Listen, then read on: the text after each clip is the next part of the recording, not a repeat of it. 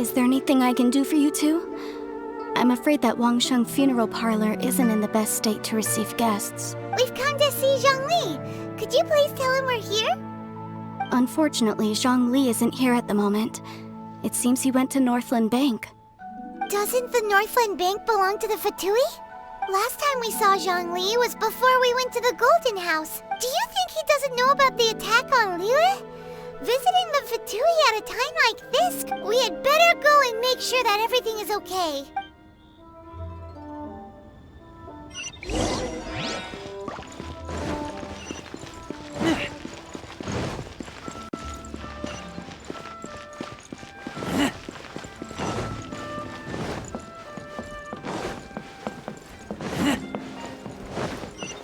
What should I put in my mouth?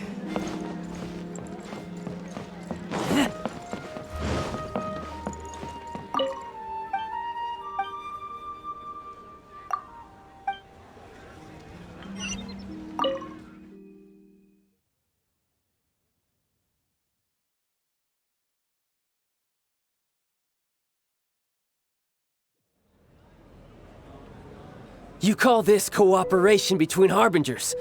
Cooperation involves communication, you know. Don't take it to heart, child. Besides, aren't you happy that you got to skip the formalities and bring chaos to the land? I'm sure you must have enjoyed that. Oh, it seems that some of your friends have arrived. Hey, it's Zhongli and Child. And you! You're also one of the Harbingers? It's you two. I believe we've met once before. In the city of Bards, was it? I'm glad you still remember my name. Ah, right. I imagine that it must have been rather hard to forget watching helplessly as something precious was snatched away from your friend. No, don't let her get to you! You've yet to gather the powers of all 7 elements, and our last battle at the Golden House was almost more than you could handle. So it might be best to keep things peaceful this time, seeing that 2 of the Harbingers are here. Well, if it isn't you two. This is our first time seeing each other since Liyue was nearly wiped off the map. This is certainly a bit awkward, wouldn't you say? Paimon knew that we should never have trusted a Fatui Harbinger. Oh, now don't say that. Sure, I may have misled you, but I never had anything against you personally. Besides, I thought we were getting along quite well together, didn't you? Except for that little tussle we had at the end. Nothing personal. We just have different views, that's all. Of course, you may very well hold this against me, but that's up to you. The real deceivers here are Senora and Zhongli. Curse them for leading me on. So actually, I think... Stop wasting time, child. There'll be plenty of time to chat once I'm through here. You remember the agreement, Morax. Now, if you would be so kind. The Gnosis, please. What in the world are you talking about? The contract is fulfilled. That which thou seeketh is now bestowed unto thee. For my promise is solid as stone.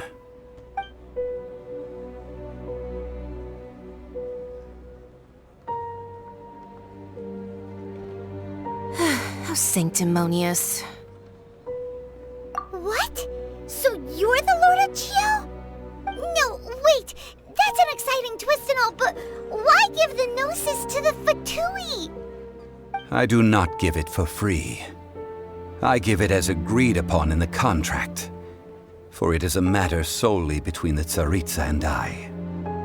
Yeah, you don't think you went a little bit too far with that whole fake death thing? Everyone was preparing the ceremony for you, and splat! This big dragon falls out of the sky, and all of Liyue goes into an uproar. Talk about a disaster. Gathering all the forces that had been bubbling behind the scenes, and then stirring them together in a pot that was bound to boil over. That's what he wanted to see. Am I... Wait, what? Perhaps it's best that I explain. As you know, I've dwelt upon this world for more than 6,000 years. I witnessed the founding of Liyue, together with the Adepti 3,700 years ago. Even boulders that can withstand whirlpools will erode with the passing of time. Until one drizzly day, as I was strolling along the harbor, I heard a merchant tell one of his workers, "You've finished your duties. Go ahead and call it a day." I stood motionless among the crowds, asking myself, have I already finished my duties? Oh, Zhongli. But as I began to consider relinquishing my divine role, I soon discovered that many reasons still remained to not hastily depart. Was Liyue, the city I had dwelt in for so long, already prepared to enter its next age? I decided that a test was needed in order to reveal the answer. So I feigned my own death, and gathered the cast of Child, the Adepti, and the Liyue Chising to play their roles together on the stage that was Liyue. That's right, which is why I continued to safeguard the Gnosis until now. So you mean that if the chaos ever reached the point of no return, you would simply appear and use your divine powers to bring Liyue back under control? Of course, and it would have been all too easy for him too. Just as a child quickly matures after losing their parents, so has Liyue matured when faced with the death of its deity. I was pleasantly surprised with the finale of the show that you all put on. Why, you even deserved an encore. The Adepti deserve the greatest applause, considering their years of seclusion. They hardly recognize the city, yet fate... And hats off to the emissary dispatched by the Cryo-Archon to fulfill our contract, Signora. She managed to keep everything she knew in strict confidence, far from the eavesdropping ears of her colleague Child, just as I had requested. All the while, I carried on as Zhongli, and fulfilled the traditions of Liyue in this mortal form. Thank you for walking that path with me, Traveler. These things were all a part of my script. The only unforeseen plot twist was the conduct of the Liyue Chising. I had expected them to do no more than the Adepti, to come to the defense of Liyue. But when all was said and done, they seized the opportunity to supplant Liyue's divine protectors, and used the subsequent power vacuum left by my death to quickly gain complete control of Liyue. Huh? That doesn't sound good at all. On the contrary, I think it is excellent. I had always feared that it was too soon for them to take over from me. And it was also that which I longed for the most. As such, this is the best parting gift anyone could have given this god of old. Hey, what about me? Doesn't anyone feel the least bit of remorse for deceiving me? You've practically kept me in the dark. I think that thanks would be more appropriate. You certainly played no small part in all of this, wreaking havoc and turning the city upside down. The Lord of Geo ought to thank you for your performance, if anything. If you hadn't created the pressure of a battle between mortals, Adepti, and a god, the lump of coal resting in the hands of the Geo-Archon, Liyue would never have been able to become a dazzling diamond of a city. Huh? Just whose side are you on, mocking me like that? Are you itching for a fight? Hey, haven't you learned the Liyue saying, don't always call it as you see it? Well then, with the Gnosis in my possession, I have no use for such idle chatter. We should return to Zapoljarny Palace and seek an audience with Her Majesty, the Tsaritsa. Come, child. Fine. I'll meet you there later. I'm not sharing a boat with the likes of you. Do as you wish.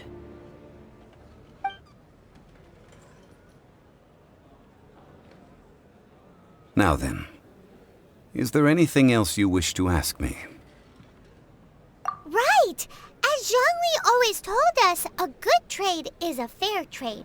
Paimon has no idea what could be a good trade for a gnosis. Realistically speaking, there is no such thing. Huh?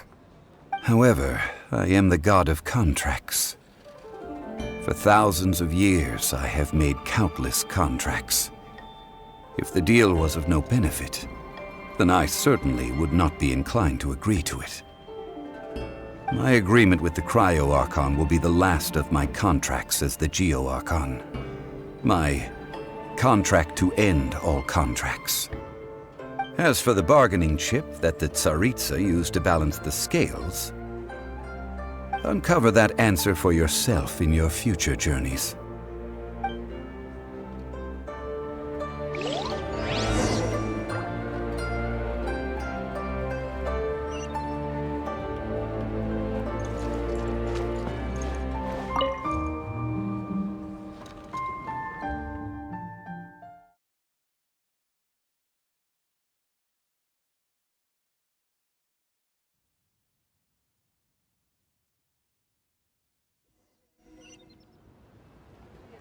Today's the day of the rite of parting.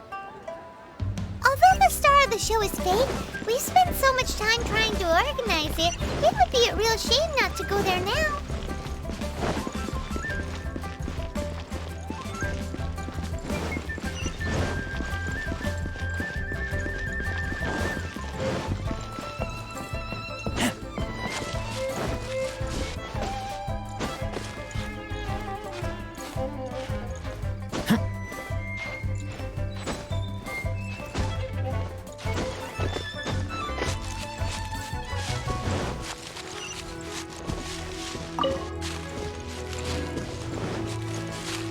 Well, since we're going through with this rite of parting, I guess it means that those rumors hit the nail on... So Rexlapis is really... Oh, come on. Do you think that the assassin could have been a normal person? You know what I think. I don't think any of the gossip on the streets you hear from those shady types is worth anything. There's only one real possibility in my mind. I've heard that the assassin was that Fatui fellow. Youngish, pretty high in rank. I think they called him Chot. Fatui? They certainly are very suspicious. Who knows what those greedy, crooked folks... Shh! Lower your voice. If the Fatui catch you in their sights, Rexlapis won't be around to protect you this time.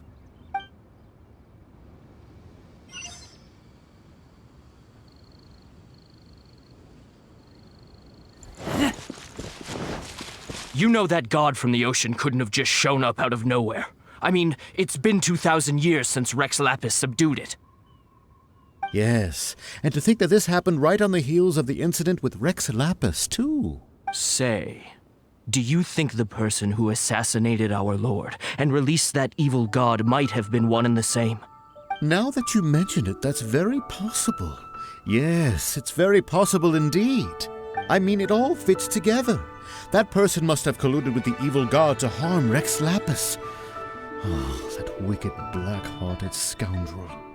Still, what sort of supernatural prowess must this person possess to be able to do such things? Forget it. Guessing's no use to us. Look, the Millilith over there looks like he's about to make an announcement. Let's hear what the Ministry of Civil Affairs has to say first.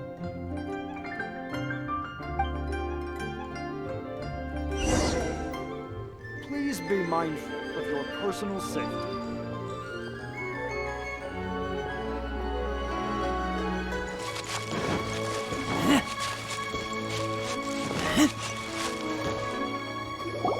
Hear ye all! The Chising's words. Though a dragon soars ageless as the mountains, it too must return to dust. This is gods and adepti live glorious lives, but both light and shadow have their season. so too must they face divinely appointed trials.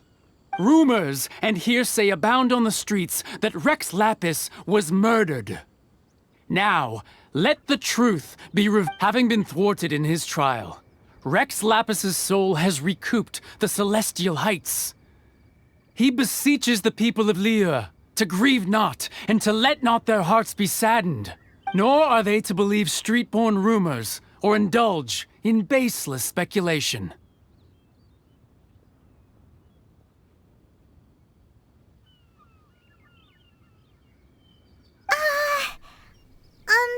Paimon needs a translation on what the Qixing's announcement said.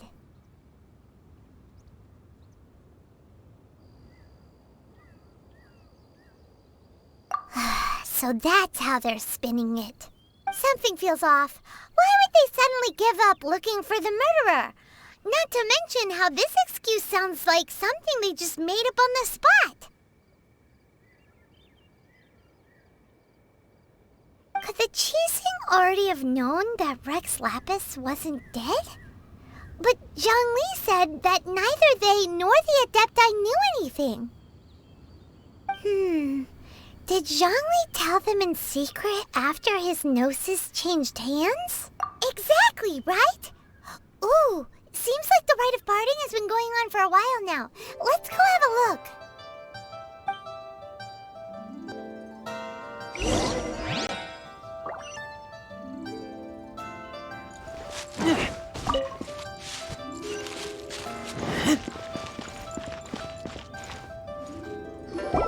Look, it's Ningguang and Keqing. Are they saying something? Are there... As said previously, Rexlapis's soul returning to the heavens is the end of the contract. And it is also the end of an era. 3,700 years of contracts burnt and reduced to ash. We, the people of Liyue, were indeed prosperous. But blinded by our prosperity, we forgot that time can be pitiless. The long, unending dream of our Archon walking among us.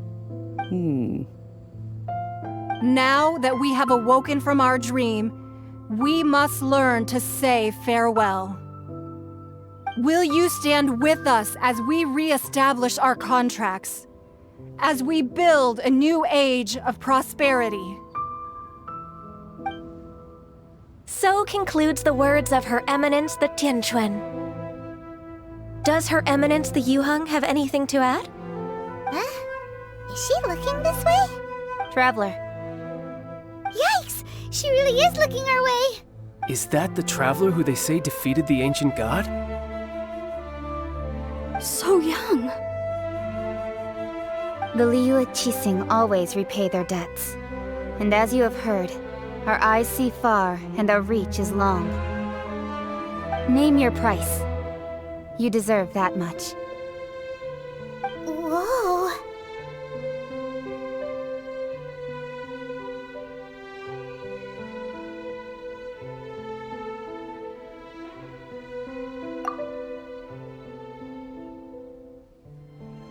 Well, could you help me put up some missing person posters?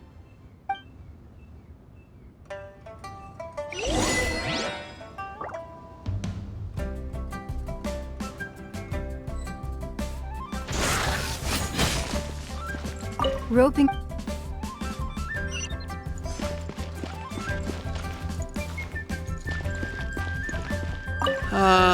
Rexlapis. Now that I think about it, if everyone's of the same, perhaps mementos for Rexlapis might be the best short-term business opportunity.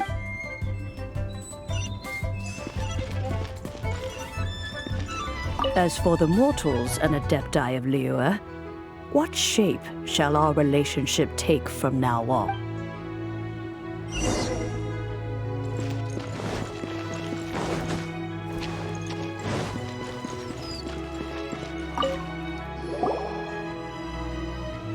Hey, Zhongli! Look at this!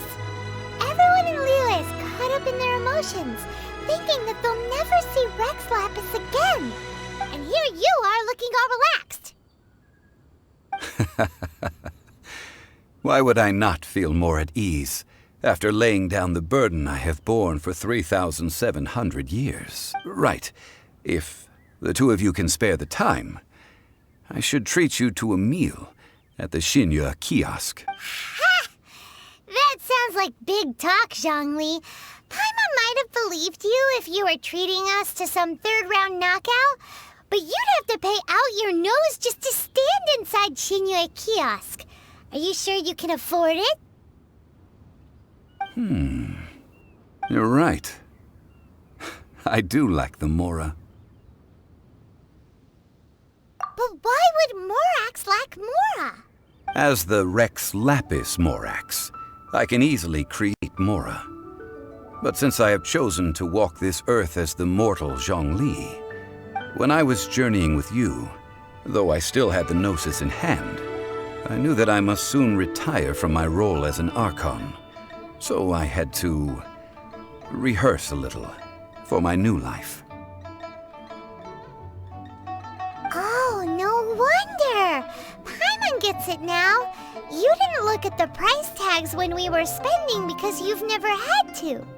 But since you weren't used to not being able to just make more Mora as and when you wanted to, you had to try becoming a parasite to society who lives off of other people's credit.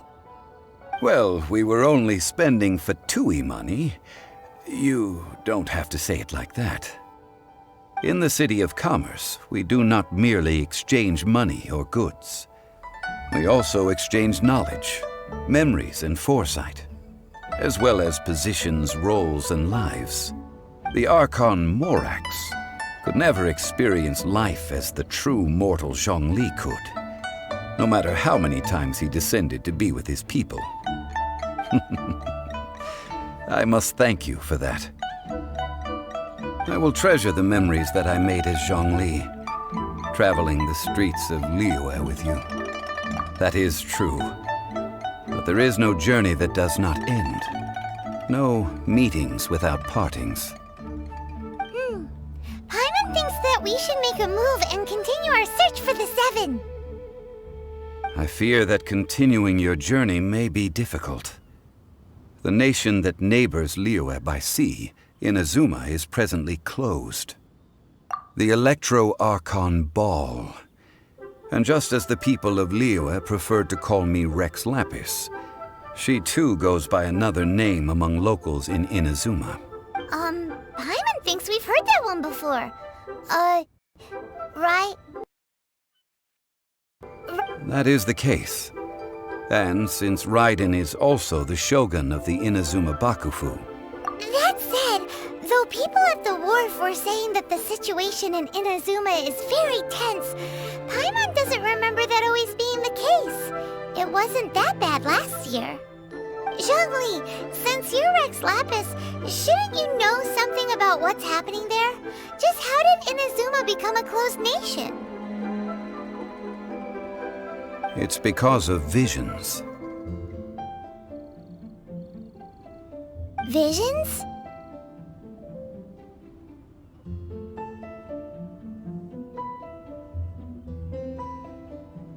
When faced with circumstances beyond their control, humans often bemoan their lack of power.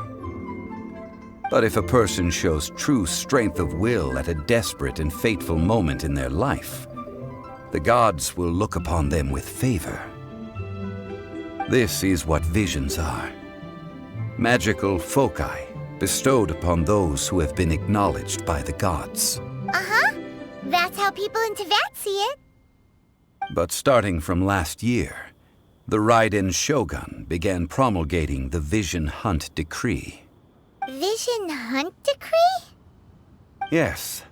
It was an order to seize all visions within Inazuma's borders, and to inlay them upon the hands of a statue of the 1,000-armed, 100-eyed god. They want to seize visions. But why? Aren't visions blessings from the gods? I should think that in the Raiden Shogun's eyes, it is precisely because they are divine blessings that they should be under the sole dominion of divinity. Whoa, that's harsh. The Anemo Archon is the god of freedom, and the Geo-Archon is the god of contracts. For her part, the Raiden Shogun is the god of eternity. It seems as though she has finally decided to eliminate any unstable elements that could pose a threat to her eternal realm. The fact that even I, the oldest of the seven, have now passed away, will only strengthen her resolve to pursue eternity. Knowing her, she must have again quoted that adage she is most fond of when proclaiming that decree to her people. 7 ideals for 7 gods, and of these, eternity is nearest unto heaven. All right then. Was there anything else you wish to know? Yeah, about that. Before the Chising made their announcement, we listened to a lot of people talking on the way. Most of them put the blame for everything on Child.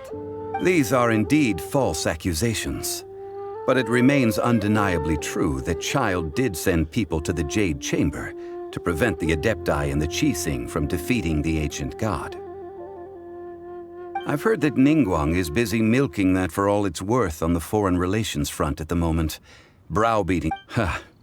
Those poor Snezhnayan diplomats. If it were not for Child's exalted position as a harbinger, I'm certain that they would have shifted all the blame to him and called for his dismissal by now. All right then. Was there anything else you wish to know? Well then, I suppose you'll have to find a way to get inside this closed nation. Have patience. I suspect that some serendipity must first come into play.